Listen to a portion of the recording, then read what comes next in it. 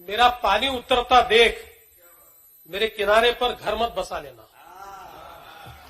मेरा पानी उतरता देख मेरे किनारे पर घर मत बसा लेना। मैं समंदर हूं, लौट कर वापस आऊंगा। शेवटी एवढंच सांगतो, मी पुन्हा येईन, मी पुन्हा येईन। याच निर्धारानं, याच भूमिकेत, याच ठिकाणी प्रत्येक व्यक्तीची साथ घेत, त्याचा हात हातात घेत माझ्या महाराष्ट्राला एक नवीन रूप देण्यासाठी, नव महाराष्ट्राच्या निर्मितीसाठी मी पुन्हा येईन। महाराष्ट्र के मुख्यमंत्री पद से उद्धव ठाकरे के इस्तीफे के बाद अब राज्य के नए मुख्यमंत्री के लिए हलचल तेज हो गई है। इन सारे मुद्दों पर बात करने के लिए हमारे साथ शिवसेना का जो एक बागी पक्ष है उसके नेता दीपक केसरकर हमारे साथ है। उनके प्रवक्ता दीपक केसरकर जी, आपका लोकमत हिंदी पर बहुत स्वागत है। सबसे पहला सवाल मेरा, दीपक जी, शिवसेना में इस बगावत के बाद उद्धव ठाकरे का मुख्यमंत्री पद से इस्तीफा हो चुका है, क्या अब आप लोग संतुष्ट हैं? हम लोगों ने की नहीं चाहती कि वो इस्तीफा दे दे। ये तो संजय राउत जी है, उनके सहयोगी पक्ष है, उन्होंने इतनी गैप बढ़ाई, इतने बुरे शब्दों में हमें कोसा कि वापसी का रास्ता तो बंद ही हो गया। तो हमारे लिए बहुत ही दुख देने वाली बात थी। इसलिए आज तो हम वैसे भी अपने मन से दुखी है, लेकिन हमारा जो कर्तव्य था कि जो अनवांटेड पार्टीज थी वो पार्टीज को सत्ता से बाहर निकालना था और इसीलिए ये कदम उठाना पड़ा। हमारा मीटिंग होगा, उसमें हमारे जो गठ के नेता है, हमारे असेंबली पार्टी जो हमारी शिवसेना है उसके जो नेता है शिंदे साहब, वो शिंदे साहब सबके साथ बात करेंगे। हमारे जो सहयोगी सदस्य है उनसे बात करेंगे और हमारी आगे की स्ट्रेटेजी वो डिसाइड करेंगे। दीपक जी, आपने कहा कि उद्धव ठाकरे ने जो मुख्यमंत्री पद से इस्तीफा दिया है उससे आप लोग खुश नहीं हैं, लेकिन उन्होंने इस्तीफे को लेकर जो अपना भाषण दिया उसमें बागी विधायकों पर विश्वासघात करने का भी आरोप लगाया है। सर, विश्वासघात कैसे? अभी आपने मुझे सुना है बोलते हुए, मैंने एक दिन पहले बोला था कि आज लास्ट डे है, अभी भी महाविकास आघाड़ी को आप बर्खास्त कीजिए, इसके बाद हमारे सब रास्ते हैं वापसी के वो बंद हो जाएंगे। मैं 50 आमदार जो एमएलए है उनकी तरफ से बोल रहा था ना, तो हम लोग जब बोलते हैं तो हमारे लीडर को सुनना भी चाहिए। ये तो राउत जी की सुनते हैं, ये तो पवार साहब की सुनते हैं। देखिए, शिवसेना से ज्यादा पवार साहब उनको करीबी हो गए, ये बाला साहब होते तो ये कभी नहीं होता। और हम आगे भी चल के सोचते हैं कि उनका अच्छा ही हो, हमारे लीडर है उनका अच्छा हो, ऐसा ही हम लोग सोचते हैं। इस्तीफा देते वक्त उन्होंने सर नहीं मना रहे हैं, हम लोग मन से दुखी है कि हमें ये करना पड़ा, लेकिन ये करने के सिवाय दूसरा कुछ रास्ता नहीं था, क्योंकि महाराष्ट्र और सेंट्रल के बीच में जो संघर्ष चल रहा था उसमें महाराष्ट्र का ऐसे ही पड़ा था। रोज राउत साहब उठ के एक एक स्टेटमेंट दे रहे थे मोदी साहब के खिलाफ, और उससे क्या होता था, सेंट्रल और स्टेट का संघर्ष चल रहा था। तो वो किसी के भी हित में नहीं है, और राउत साहब उनके भी पक्ष का हित नहीं देख रहे थे। उन्होंने वही जिम्मेदार है इस सब चीज के लिए, ऐसे मैं सोचता हूँ, और उनके सहयोगी दल जिम्मेदार है। हम लोग बिल्कुल जिम्मेदार नहीं है। हम 1.5 साल से बोल रहे हैं, हम उनको विनती कर रहे थे, उनके समझ में ही नहीं बात आई कि कितने लोग हम उनसे दूर जा चुके हैं, तो वो समझ नहीं सके और इसी के कारण ये हो गया। देखिए, वो रेजिग्नेशन दे रहे थे, पहले दिन उनका स्टेटमेंट क्या था, मेरा एक भी एमएलए आके मुझे बोले तो मैं दूसरे दिन स्टेटमेंट दे दूंगा। पवार साहब आगे दिल्ली से, उनसे बात की, दूसरे दिन उनका स्टेटमेंट चेंज हो गया।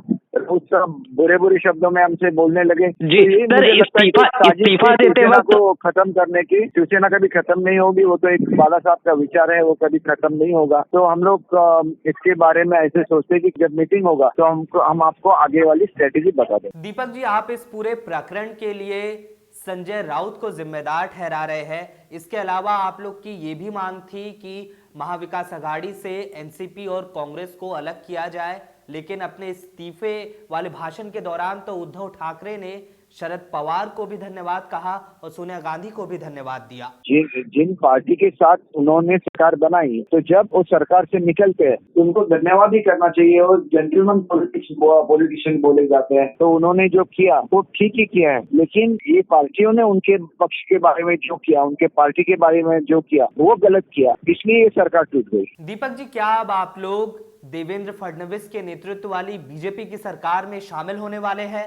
देखिए, अगर बीजेपी की सरकार आती है तो वो हमारे सपोर्ट पे ही आएगी ना, शिंदे साहब के सपोर्ट पे आएगी। तो शिंदे साहब उनके साथ बात करेंगे, पहले वो हमसे बात करेंगे, उनसे बात करेंगे और फिर फडणवीस साहब डिसीजन ले सके कि कब उनको सरकार स्थापित करने का क्लेम करना है। तो इसमें हमारा रोल ज्यादा नहीं है, ये तो शिंदे साहब का रोल है और जो मेजोरिटी वोट वाली पार्टी है उसका रोल है। और जिस विचारधारा पे हम लोग चल रहे थे और जब जिस विचारधारा को महाराष्ट्र की जनता ने वोट किया था, उस विचारधारा के साथ हम हैं और आज भी उस विचारधारा के साथ हम लोग कायम हैं। दीपक केसरकर जी, आप भी तीसरी बार के विधायक हैं। इससे पहले देवेंद्र फडणवीस की सरकार में आप MOS होम भी रहे हैं। क्या अब जो सरकार महाराष्ट्र में बनने वाली है उसमें आप भी मंत्री पद पर रहेंगे?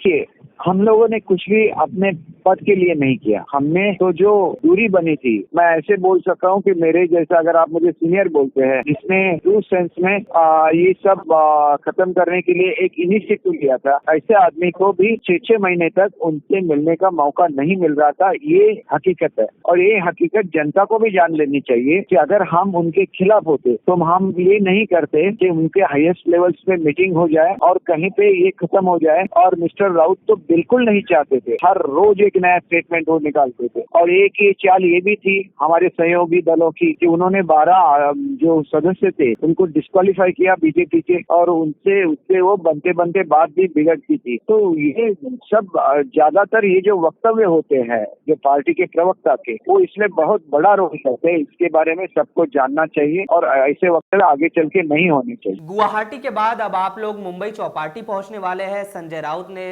जैसा कहा था, तो उद्धव ठाकरे ने भी अपने इस्तीफे के दौरान जो तमाम शिव सैनिक हैं मुंबई में, उनसे यह आह्वान किया है कि वो जो भी विधायक शिवसेना के बागी विधायक आ रहे हैं वापस मुंबई, उनका विरोध न करें, उन पर किसी तरह का व्यवधान न डालें उनके आने में। इसे लेकर आप क्या कहेंगे?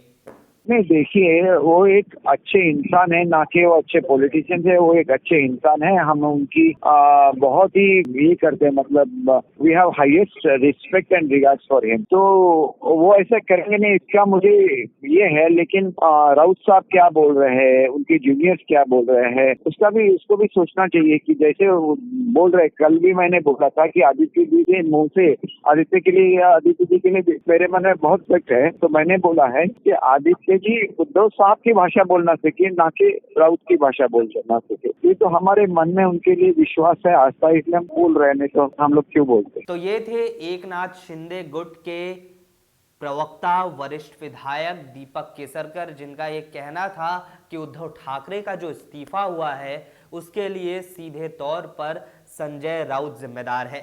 इसके अलावा हमने आपको बताया कि जो बड़ी खबर अब सामने आ रही है, देवेंद्र फडणवीस महाराष्ट्र के मुख्यमंत्री के तौर पर शुक्रवार को शपथ लेने वाले हैं। इस खबर पर हम लगातार बने हुए हैं। देश दुनिया की तमाम खबरों के लिए आप बने रहिए लोकमत हिंदी के साथ।